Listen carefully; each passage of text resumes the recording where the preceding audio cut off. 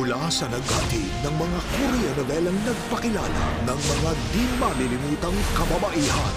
Meron silang isang ipinagmamalaki na kung tawagin nila ay ang lobo. Gusto ko na makaharap kaagad ang lobo na yan. Ipinakikilala ng GMA Heart of Asia, si Sung Yang. Isang babaeng tatatak sa kasaysayan. Mukhang malakas ang dating mo. At ikaw naman sa itsura mong yan, wala kang kadating-dating. Itinadhanang maging isang alipin. Ngunit gagawin ang lahat para kapalaran niya'y baguhin. Kasuotan ito na isang karaniwang kawal. Kailangan mo magbantay sa lahat ng oras. Maraming salamat, mahal na pinuno. Sisiguruhin ko na mamamatay kang tulad nila.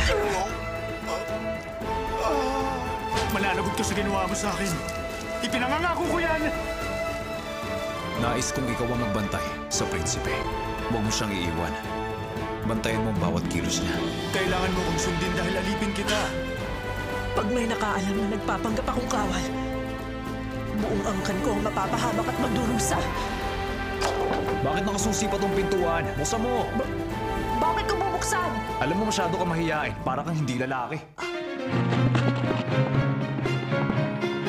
Dito ka na sumabay sa akin. Dito ka na sumakay. Ang babaeng sasakop sa isang imperyo. At bibihag sa inyong mga puso. Mahal ko siya. Siya ang lahat sa akin. Hindi ikaw ang para sa kanya. Hindi kayo nararapat sa isa't isa.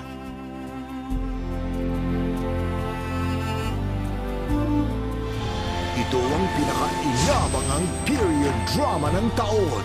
Empress Key. October 20 sa GMA Telebabad.